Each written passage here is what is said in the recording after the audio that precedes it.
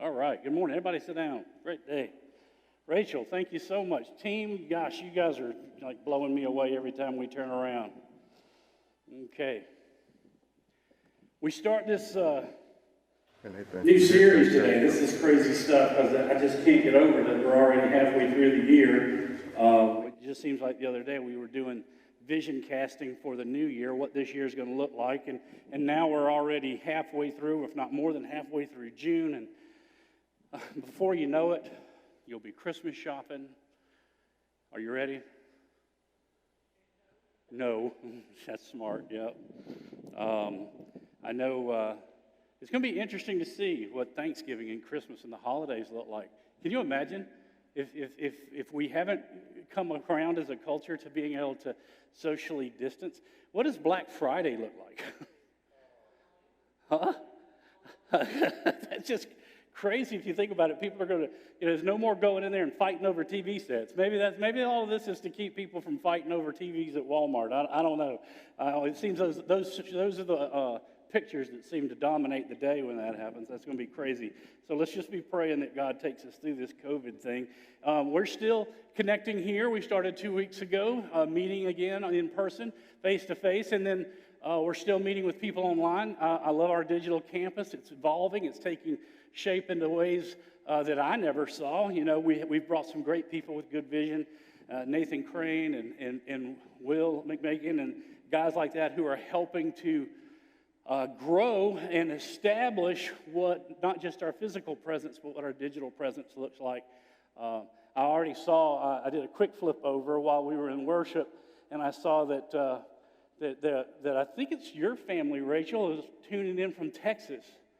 And they're watching already on from Texas today. And we see people every week that this church's reach is just getting further and further in the world. And when we understand the Great Commission to go and make disciples of all nations doesn't mean that you have to get on a plane anymore.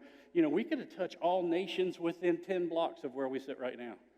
That's the beauty of this American system of send us, you're tired, you're lonely, you're hungry, you're weary. That God, when we say one nation under God, the original picture, although it's taken us time to get here, and we're starting to even break down more and more walls to where we can look more and more like what God designed. Maybe when He designed a country where everybody could come and everybody could worship side by side, it's going to look more and more like the foot of the throne than it does the church building on Sunday. And we're going to keep doing this and keep breaking down those walls. And we're going to invite people who don't look like us and don't sound like us and don't come from where we come from. And we're going to find out what it takes to honor those people where they are and take not, let me tell you this about our church. And this is not written, so this is freaking the guys in the booth out right now. But I'm going to tell you right now, I can't say this enough. We don't want to be a church that's colorblind. We want to be a church that's colorblessed. We want every ethnicity to be able to come here and to be able to turn around and us to be able to design and develop and craft worship services to where every culture is represented and everybody can at least at some point in their time here on Sunday morning or during any service we have be able to say, I connect in that way. If it be black or white or Hispanic or Asian, it does not matter. We want the building and the people in here and online to look like the foot of the cross that we read about in Revelation. So we're still doing this. We're still meeting. We're taking all the precautions and all the steps. We welcome you to come back. If you've been sick or hanging around people who are sick, then please continue to connect with us online. Don't come and make other people sick if you've been around people that are sick. But if you can come and be a part, then hey, come and be a part.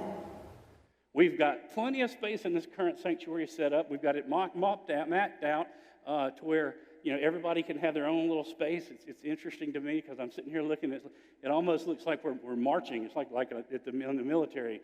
I mean, it's one of those things where Joe, you probably get that from back when you guys would march. Everybody's in their right line and everybody's separated out in the right distance, and it's cool. So we're doing all that. If you want to know about more how we're taking precautions to make sure you're safe, then all you have to do is go to our website. You'll be able to, if you're online, you can click after this message is over to click on a link below, take you to our website. You'll see our 3 things plan for keeping people safe and making sure that everybody's comfortable and that you can be, that we are taking all the precautions to make sure that people are are safe in this current season. So we're doing that. But today we're starting this new series. It's a book series. Normally we do a lot of topically driven message series because we all need help in dealing with the day-to-day problems and struggles that we have. But we also, about 2 or 3 times a year, will do a book series where we will take a series and we'll take a book of the Bible and we'll go through it. And we will glean from it what God is trying to teach us through His Word. His Word doesn't return void. There's power in God's Word. And what's funny to me is that every time we want to do a book series, it seems to fit the exact same season the church is in. It's never come up where we go, well, this really hasn't anything to do with what we're doing right now. Every time, not just this time, and this time in particular, we're going to see that this series has a ton to do with where we are as a church right now and what's happening in this physical and digital presence that we're putting out into the world. It has a ton to do with that, but more than not, it's every series that we do that has to do with the book. And I guess it's because God is so divinely inspired. See, we didn't just come up with what we're fixing to study in these next 5 weeks a couple of weeks ago thinking, well, we're going to be moving down to our new facility in the next few months, and then we're currently in a church of transition and a church of revitalization. So, hey, let's go ahead and pick a book of the Bible where we can see examples of that. No. I want you to understand the divine moving hand of God. This all came up. This series has been on the books since last Thanksgiving. And it just happens to be that in this time and in this season, see, right now, if we'd been going by my clock, we'd already be down in a new place, and this series would be a little stale. But it's right on time, every time. It's a book series on Ezra. Now, not a lot of people are going to do this, and let me tell you the reason why a lot of people won't break Ezra out and study Ezra. You don't see a ton of people doing a huge sermon series on Ezra. Because Ezra is like old school Old Testament stuff. I mean, it is really deep. You can preach this thing a dozen different ways. There's so much to glean, so much to learn, because God is directly interacting with His chosen people. And this book, Ezra is this guy. He's a priest and a scribe. And let me give you the time frame we're talking about. We're looking at a time frame right now in the book of Ezra, when Ezra 1 starts. You're looking at a time frame where the Israelites have been taken over again. Yeah. Those same guys that had been wandering 40 years in the wilderness, those same guys who were taken into the promised land, started becoming disobedient again, and the next thing you know, they're being occupied again by another ruling king. And it's amazing to me how God will turn, if we get off of God's plan too far, He has a way of bringing us back and correcting. It might be, sometimes we can be a little so hard-headed that it takes a little, it might be painful. We tend to want to believe that God is going to, we can all circle up and hug and sing, Kumbaya, my Baba, Kumbaya. It's not. God is going to bring us where He wants us, when He wants us, how He wants us, because He's God and we're not. We keep trying to impose our will and our way into His plan, and whenever those two things contradict one another, somebody's going to feel some pain, somebody's going to feel some stress, somebody's going to feel some anxiety, and guess what? It ain't going to be God. So in an equation of two, and it ain't Him, guess who it is? It's you. So if you find yourself in that position of struggle, in that position of hardship, in that position of you might want to think, do a little checkup from the neck up. Am I doing what I want to do, or am I doing what God wants me to do? Because I can tell you that His plan, His way, is better than our way. His plan is greater than our plan.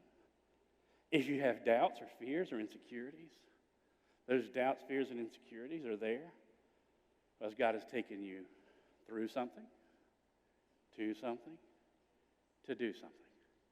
That's just discipleship. That's how we learn. Apparently, it's the best way we learn because we don't know any better, but that's what God does.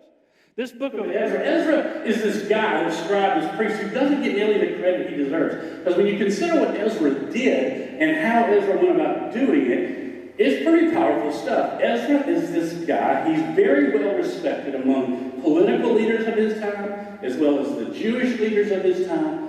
These guys, what's happened is that that these Jews have been conquered again. Through their disobedience to God, God weakens their empire, their position in the country, and this king called Nebuchadnezzar comes in and he defeats them, exiles and persecutes the Jews, takes them back to Babylon. That's kind of where we're finding ourselves when this starts. Well, but it's a little further down the road from this, because this is how the Israelites get to where they are. Nebuchadnezzar comes in, takes over, takes them back, persecutes them. And Nebuchadnezzar was a political leader that when people turn around and they go, man, why would God put a political leader, somebody in charge of in a high political position that seems to not care about people, that seems to really want to persecute his subjects? Let me tell you something. God puts people where he wants them, when he wants them, how he wants them. And if God brings a ruler into the land of Babylon who is there to oppress, then you know what? Some oppression is required, because God brings what's required. If you think God can't use broken people, if you think God can't use lost or fallen people, wake up. Because you're looking at a broke, lost, and fallen person right in front of you. That's all, pastors aren't, supernatural. We are incredibly flawed and natural people. All pastors are beggars trying to show other beggars where the food is. That's all they are. I just got a better boss than you. All right? And God doesn't love me more than anybody else. But, he does love me. And you might not like me, but God loves me, and I'm fine with that. Here's the deal. Ezra is this guy who's so well known. He wrote 1st and 2nd Chronicles. He wrote Ezra, the book of Ezra, and the book of Nehemiah, and the 119th Psalm. Ezra is the guy who gathers 120 men together, and when he does, they create the canonized Old Testament. He's the one who led the council that created the canonized Old Testament. 120 guys got together and they said, well, let's look at these writings, and that's kind of where all that comes from. So this is a guy who really deserves a lot of attention, but really doesn't get much. And the reason is a lot of people are scared to take him on. A lot of people are scared because it's just so deep, and there's so much there. But you know something? God brought us to this, and we need to see it. Now, why are we here now? Why this book? Why Ezra? Because Ezra finds, after the occupation of Nebuchadnezzar, after Nebuchadnezzar takes them back and starts to persecute and exile the Jews out of Jerusalem back to Babylon, a series of events take place and go on, and different leaders come into play. Let's run it down. When Nebuchadnezzar came in, he takes the Israelites, goes back to Babylon. He then dies. When he dies, his son Mordecai takes over. Okay? And Mordecai, as bad as you think Nebuchadnezzar was, this guy who persecutes his subjects, who looks down on people, who would literally take the Jews so that he could watch them humiliated, strip them, tie them together, and make them walk naked down the riverbank so that as his barge went by, he could see them humiliated. That's Nebuchadnezzar. His son Mordecai is worse than he is. So much so that Mordecai gets assassinated. Somebody comes along and pokes a hole in him. He's done real soon. And then there's this guy, Neriglazar. Neriglazar comes in, takes over. He's one of the guys who after Mordecai is assassinated, steps in the role. And he starts to reign. And as he's reigning, and he takes over, all of a sudden, he dies. So there's 2 more rulers right there. Then when he dies, they put his son, and here comes the hard one, Lebor-so-achor. Okay? That's such a difficult, I had to go back and pull up my Hebrew reference. Don't think that Bob knew that. I had to go look at it and break it all out. But here's the deal. His son becomes ruler of the land, but the king. But his son's still a child. And within 9 months, he's conspired against and beaten to death as a child. And after he's done, comes this guy, one of the people who conspired against the son of Neligajor is Nabonidus. Nabonidus is this conspirator who comes in and takes over. And he stays king for about 7 more years till this Persian king comes in and defeats Babylon. So you've got Nebuchadnezzar, and you've got this series of leaders that have taken place, and his whole culture is having to endure all this transition, and all this turmoil, and all this uproar, and then coming in here at this last minute is this guy named Cyrus, King Cyrus of Persia. And that's where we find ourselves. Now, the interesting thing to note, and I want you to keep this in mind, is that whole series of events with all those leaders spans about 70 years. And that number is important, so keep that in mind. Okay? It's about 70 years, right at 70 years, when King Cyrus of Persia takes Babylon. Okay? And here we go. Now, King Cyrus is a little different than all these other guys. Cyrus is not a follower of God. Now keep in mind, there are no Christians yet. All right? Remember this. Jesus hasn't come. This is Old Testament stuff. Jesus hasn't come, so there is no Christians. People then would have been called followers of Yahweh. Okay? That would have been how they referred to them. They didn't call them the Jewish kingdom. They didn't call them in a Jewish faith. They called them followers of Yahweh. And they spelled it, if you ever want to get into that, we can talk about that, about not being able to say the word of God and the name of God. And there's a whole study in that as well.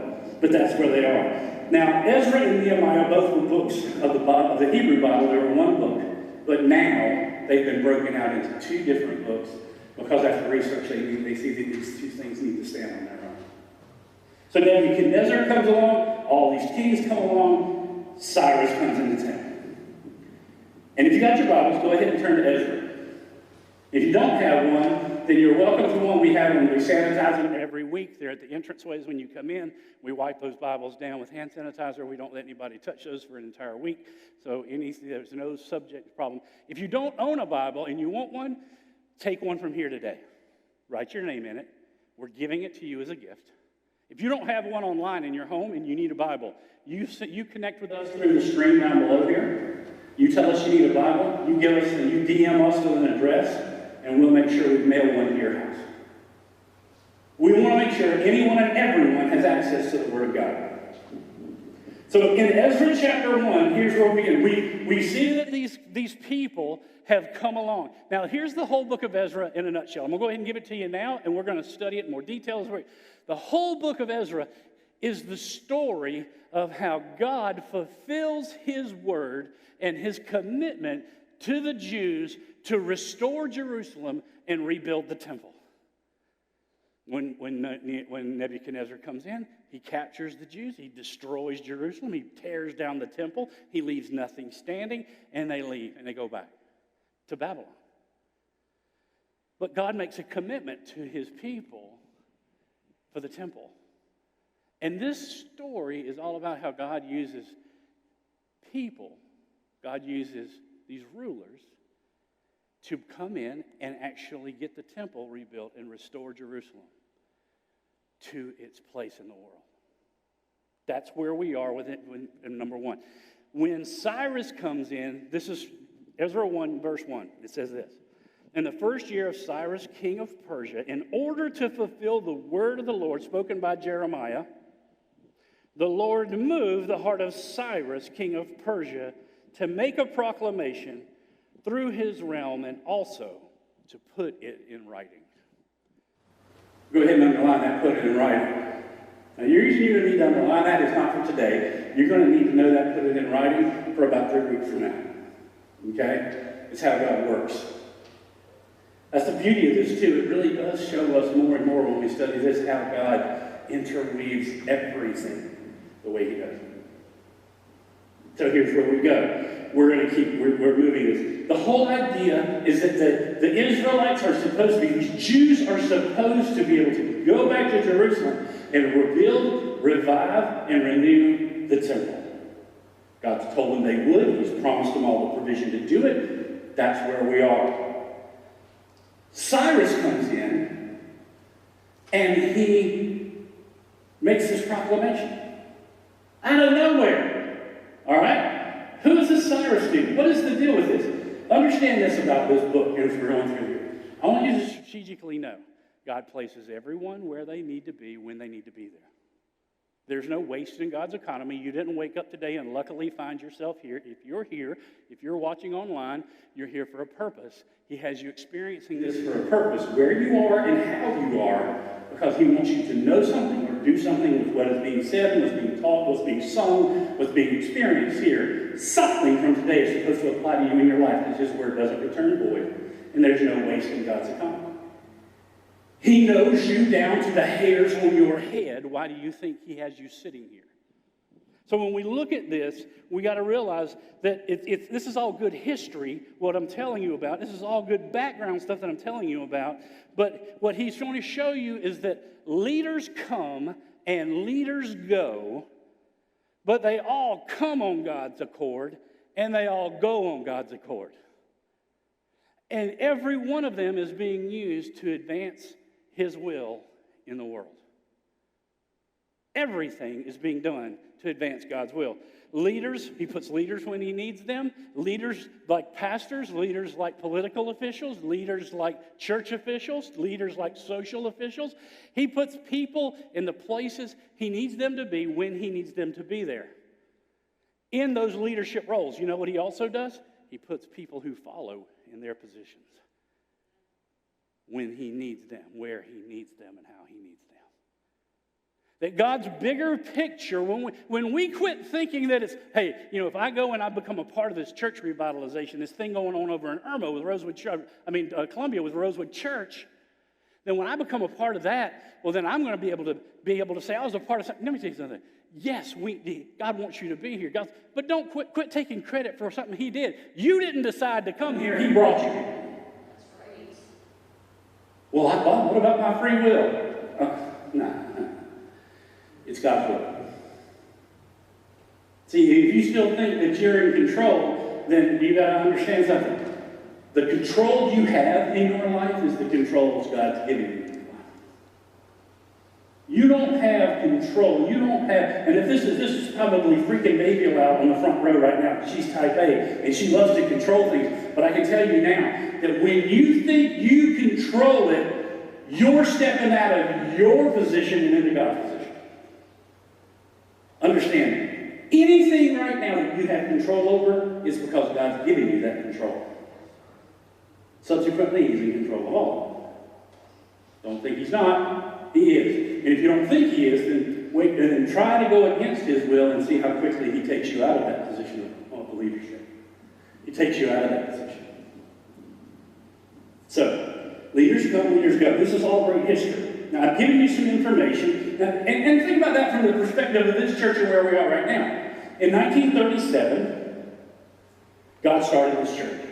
He brought some people along. He put them in positions of leadership. He put a pastor here because he wanted a church in the Rosewood community. He brought people along behind that leader, and they founded a church here in Rosewood Baptist Church. Since then, this church has gone through numerous leadership changes and people changes. When God brought the church and he wanted it to grow, he brought the pastor here to grow it. And he brought the people here to grow it. When the church, here comes the hard part that people don't want to put their minds around. When this church started to decline, when it started to die, God brought the pastor here to take it down that road. And he brought the people he brought to bring it down that road. He controls it all. To turn around and say, God's in charge of all the good stuff, but he's not in charge of the bad stuff, then you don't know God. He's in charge of all. And he might have been taking, up until now, right now, the life of his bride, this church, through something, to something, to do something. And it might have taken a time of prosperity and then a time of hardship. Wait a minute, that sounds an awful lot like what happened to the Jews here. They went to the promised land, they find this time of prosperity, and all of a sudden they find this time of hardship. But now God is bringing them back and restoring them to revive and rebuild. Maybe that's happened in your life personally. Things were going really great, now all of a sudden, something hit skids. And then when you came out of the other side of that hardship, you were wiser, more insight, more obedience to what God said, or what He's trying to do in your life. And God took you, personally, through something, to something, so that the next time, you're smarter. I say we learn a lot more from our discomfort than we ever do our comfort. And you don't think God uses that? I think He does more than we want to believe. These rulers that come along, what you see about this time of Ezra is that Ezra is this guy that God is going to use. Nebuchadnezzar was this guy you got to use. Cyrus is this man that God's going to use. Now, this thing you need to know about Cyrus is this. Cyrus is not Jewish. As a matter of fact, nobody really knows specifically what religion Cyrus followed. As a matter of fact, they're saying that a lot of people would say this when you do the research and study on him, that he followed whatever religion was advantageous for him that day. Sounds a lot like a politician, doesn't it? Whichever way the wind blew that day, that's where he went. But what he does do is this, and here's where it becomes really cool. What he does do is he understands, he listens to all of his advisors and his counselors. And he makes these decisions. Cyrus implements this policy. He implements this thing in the land of religious tolerance. He wants everybody to believe what they want to believe. And he means it. So what he says is this, what he does is he passes this decree that tells the Jews that they can actually go back to where they came from. I'm relieving you of the exile. You can go back to Jerusalem. As a matter of fact, not only am I going to, it says that when God moved in his heart, it says in the first year of Cyrus the king of Persia, in order to fulfill the word of the Lord spoken by Jeremiah, the Lord moved the heart of Cyrus the king of Persia to make a proclamation throughout his realm and to also put it in writing. Cyrus is more interested in leading than he is in ruling. See, to lead people, you lead people with compassion. You lead people with care. You lead people with love. You rule over people as a dictator. You rule over people as an oppressor. Dictators and oppressors will always be insecure. They will always struggle with doubt. They will always struggle with fear. And they will always be more paranoid about being overthrown. Whereas leaders lead with confidence. They lead with self-assurance. They lead because they don't have to a ruler has to drag people behind him in chains, whereas a leader just gets in front and everybody wants to follow him. That's more of Cyrus's style. He wants people to follow him, so he gives them the thing they want the most. The Jews want to go back to Jerusalem. They want to rebuild the temple. He says, you know what? I'm going to do that. I'm going to free you up to go back and do that. Because I don't want to just see. He doesn't just release them and free them. No, they're still under his subjects. They're still under his rule. But he gives them the freedom to do what's in their heart to do. Proverbs 27:23 and 24 said, be sure you know the condition of your flock. Be careful, give careful attention to your herds, for riches do not endure forever, and the crown is not secure for all generations. God uses Cyrus, this guy who doesn't believe. Cyrus doesn't even believe in God. So how does this work out? How does Cyrus, this guy who doesn't even believe in God, why does he do what he does? Why does he release these Jews to go back and build? Not only does he give them the freedom to go back home, let's jump down here. This is crazy to me. Here's what Cyrus does. Starting at verse 2 in Ezra. This is what Cyrus, king of Persia, says. The Lord, the God of heaven, has given me all the kingdoms of the earth, and he has appointed me to build a temple for him in Jerusalem in Judea. Any of us, any of his people among you, may go up to Jerusalem and Judah and build the temple of the Lord, the God of Israel, the God who is in Jerusalem, and may their God be with them. And in any locality where survivors may be living now, the people are to provide them with silver and gold, with goods, with livestock, with free will giving offerings for the temple of God in Jerusalem.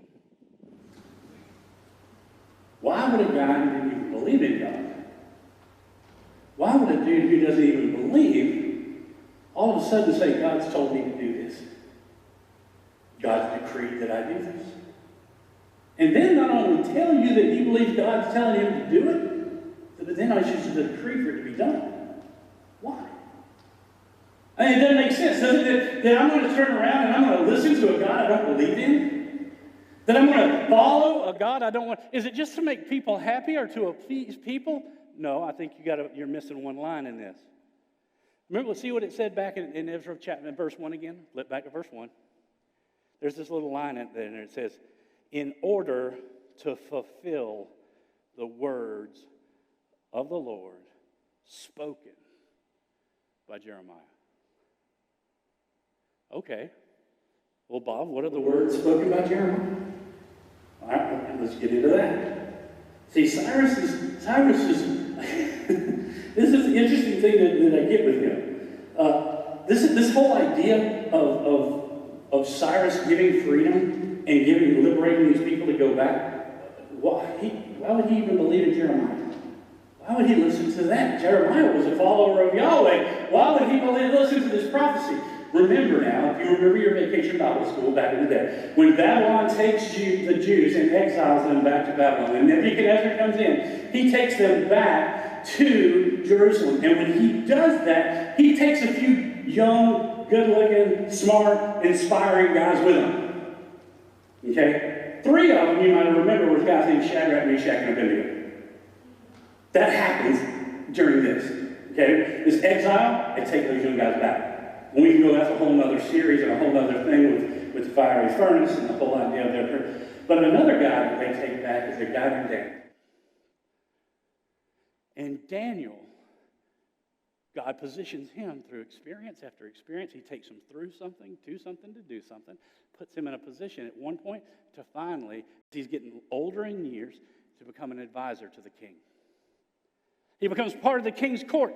And when that happens and this new king comes in, all of a sudden he's got this guy named Daniel who's a Jew who was brought back from the Babylon, that was brought back into Babylon 70 years earlier, has lived 70 years here, and the moment he comes into play, he brings his advisors in, he brings these Jews in, and this guy Daniel is widely accepted as Daniel spoke to and told Cyrus about the prophecies of Isaiah. Well, why would he do that? Why would he do that? Here's where it gets really cool. This is what Isaiah says. Wait a minute. Daniel would be really pumped about sharing this with Cyrus. He would be stoked about it. And here's why. Thus says the Lord to Cyrus. This is not Daniel speaking. This is Isaiah. Okay? And here's the prophecy written down. Thus saith the Lord to Cyrus, his anointed. To who? To Cyrus. Whom I have taken by the right hand to subdue nations before him, and to loose the lions and kings, to open doors before him, so that the gates will not be shut. I will go before you and make the rough places smooth. I will shatter the doors of bronze and cut through their iron bars. I will give you the treasures of darkness and the hidden wealth of secret places, so that you may know that it is I, the Lord, the God of Israel, who calls you by name. Well, wow. Isaiah said all that? Yeah, he did. Here's the part you need to get your mind around. Isaiah made that prophecy 150 years before Cyrus was born. He calls Cyrus by name 150 years before he's even born. 150 years before he even knew he would be king over Babylon and these exiles that were brought through. Before he even conceived it, God calls Cyrus a non-believer by name. And then goes on to describe not only that he's the one that's going to be able to do it, God, he goes into such detail of Cyrus's success, such detail of Cyrus's victory, that Cyrus has to, you know what? He might not believe in Yahweh, but he sure ain't going to tick him off. Ain't going to mess him up. Because this guy, for 150 years before I was even born, wrote down everything I was going to do and how I was going to do it in detail. So when he's telling me, and the prophet Isaiah says that Cyrus, what's one of the first things Cyrus does when he becomes king over the Babylonian province? He issues this decree. And he frees these Jews to go back and fulfill the prophecy of Isaiah.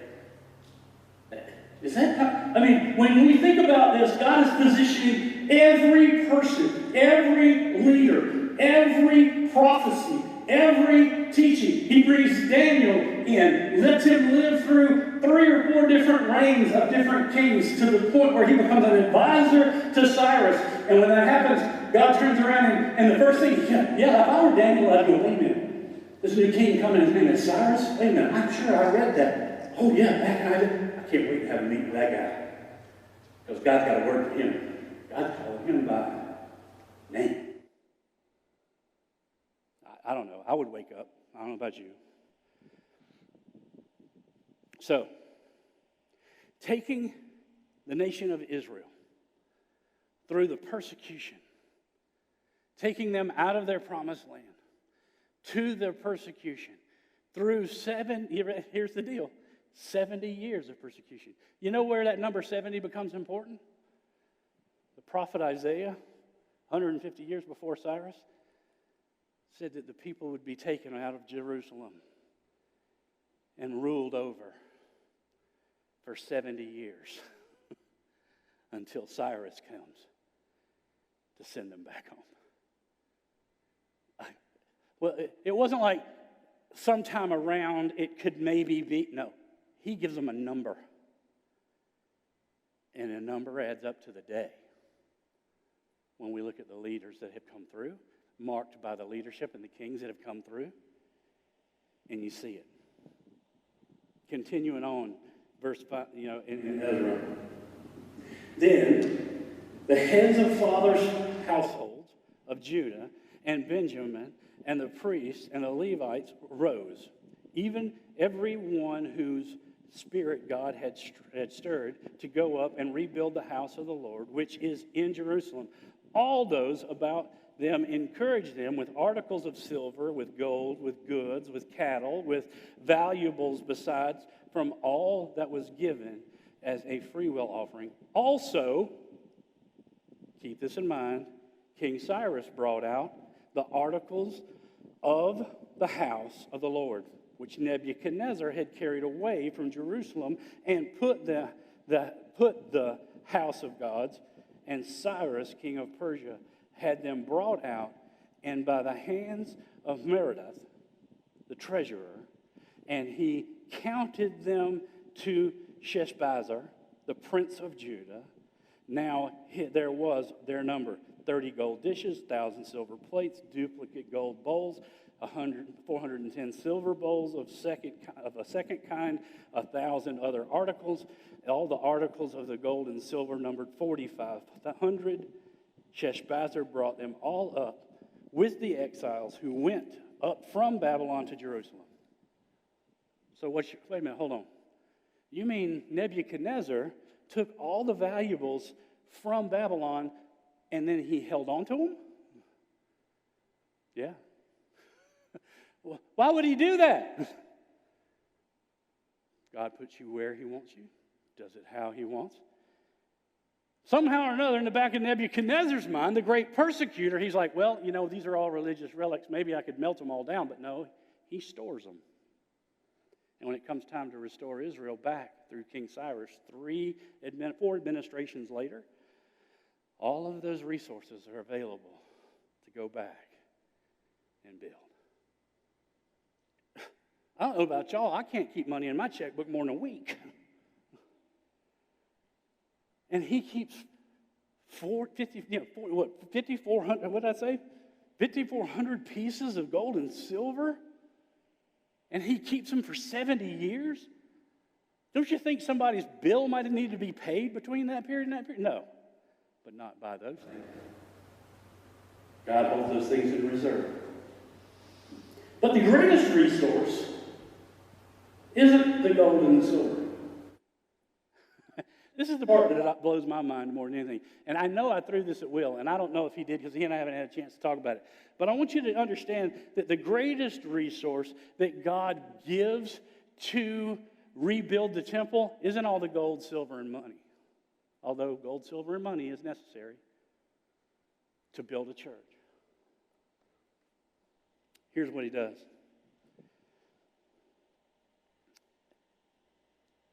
He says, there's a lot of provision. But when all of those people are motivated and they're moved by God's reckoning to get up and go back to Jerusalem, there's this laundry list. You jump over into chapter 2. If you've got your Bibles open, go over to chapter 2. Will, did you have those things to pull up? All right. Go ahead and start pulling those up. Okay? I want you to keep flipping. All right? Keep flipping. Keep flipping. Keep going. Keep going. Keep going.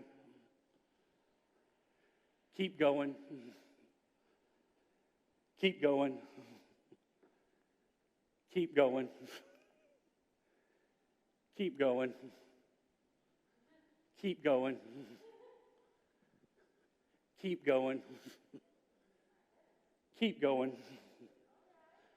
Keep going. Keep going. Keep going. Thank you. He doesn't just send money. Every one of these people, it says in Isaiah's verse, were moved in their hearts to return to the land where they had been exiled for one particular purpose: to establish Jerusalem and rebuild the temple. These people have been there 70 years.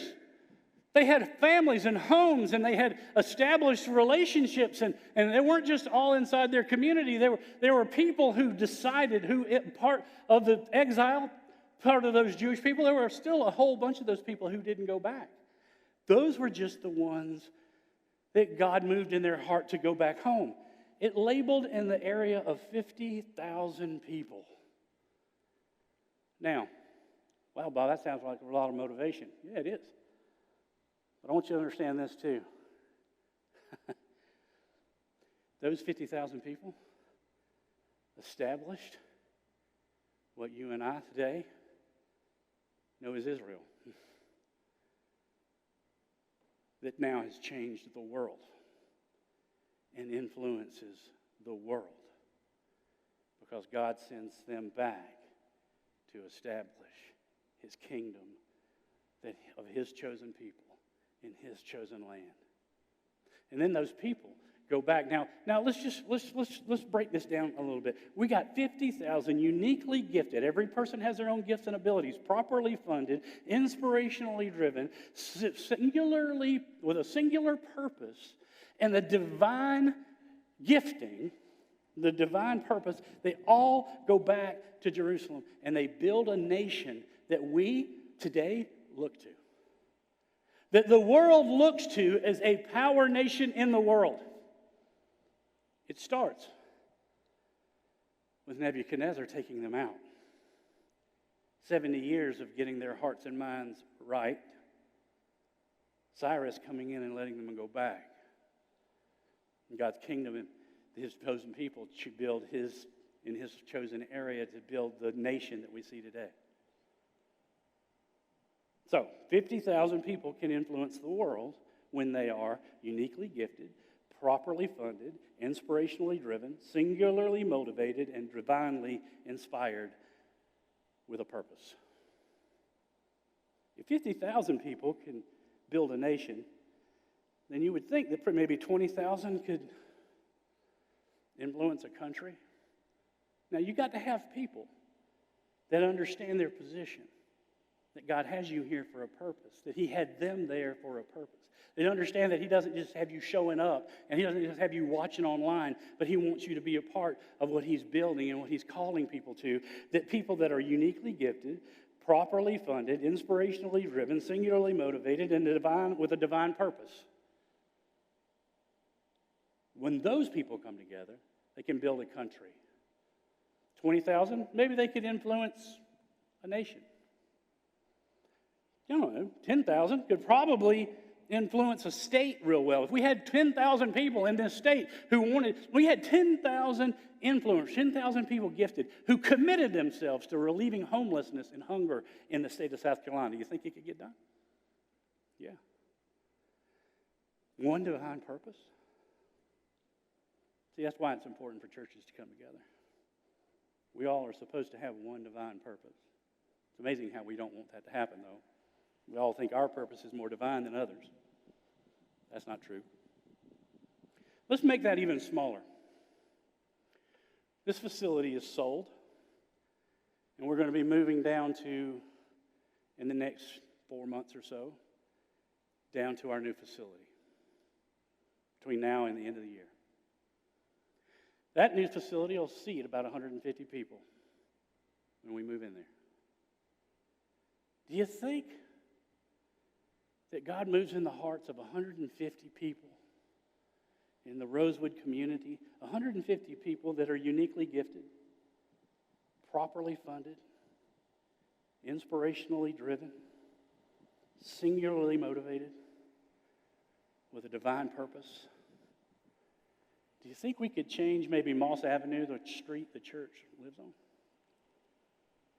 Or maybe the whole community of Rosewood could completely be transformed by 150 people that are uniquely gifted, properly funded, inspirationally driven, singularly motivated, with a divine purpose. What do you think 150 people could do? I don't know, but I'm looking forward to finding out. It's going to be a lot of fun figuring it out. Because, see, Paul in the New Testament makes this statement. See, you got to remember about the Apostle Paul. He was a devout, zealot Jew who would know the prophecies of Isaiah. He would know everything about the book of Ezra. He would know all of the teachings that come along in that. But you know what happens? It's fun. Romans 8:28 says, "And we know that God causes all things to work together for good to those who love God, to those who are called according to his purpose." I'm going to finish with this. I'm going to land on this, and I want you to kind of dine on this a minute. Why is all this important? What is the ultimate benefit to us, you and me, as we sit here today, as we watch online today? See, it was Cyrus, this non-believer, who frees these Jews to go back out of exile. And then not only does he finance it and fund it, but he sends all the people needed to do it. And they go back to Jerusalem and they rebuild the town and they rebuild the temple. So that when Jesus goes to the cross and he hangs there for your sins and for my sins, And the Bible tells us that the earth shook.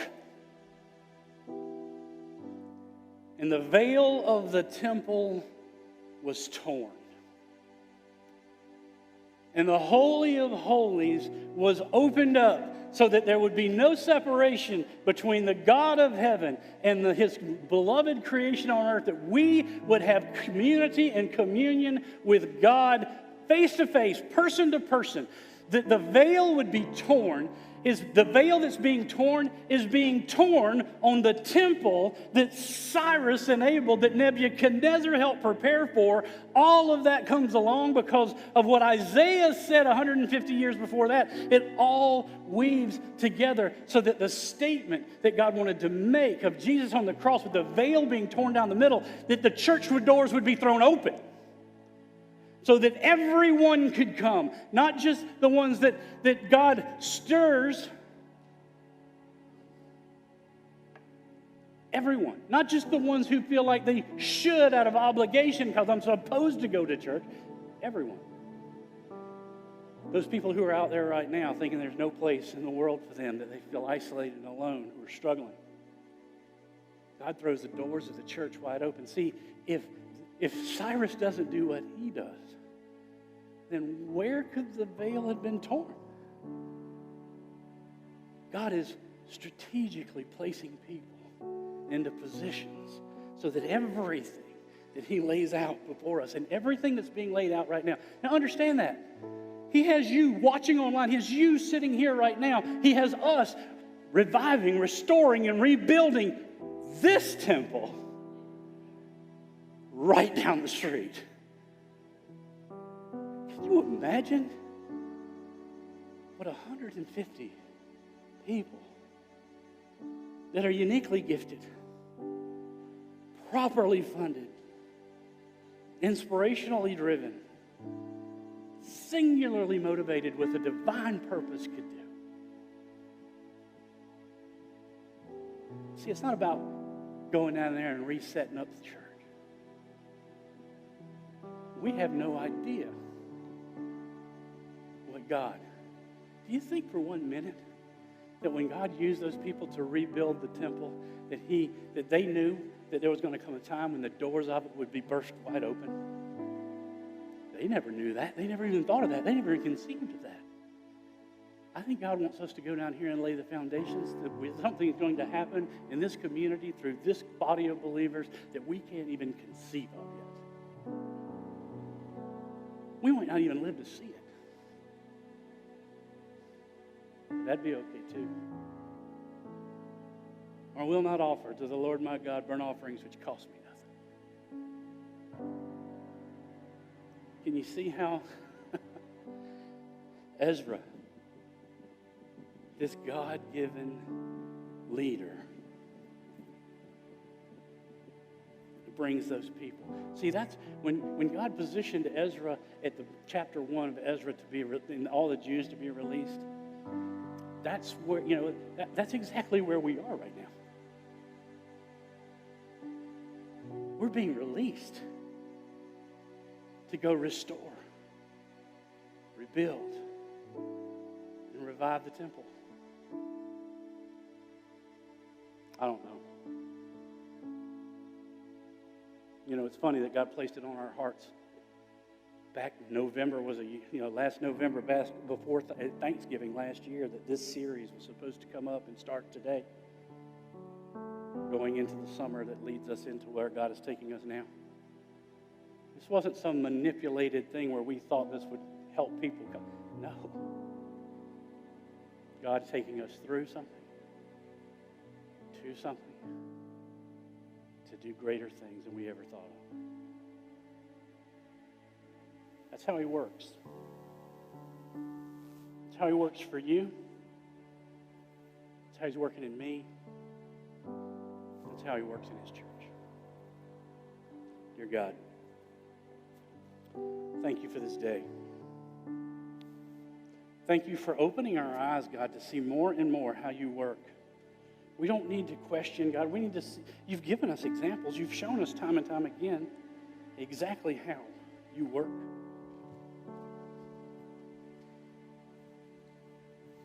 help us to be obedient to your will. Resign us to our positions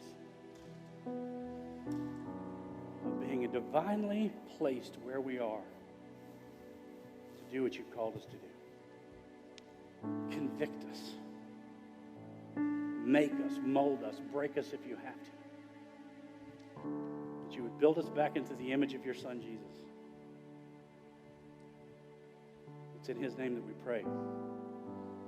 Amen.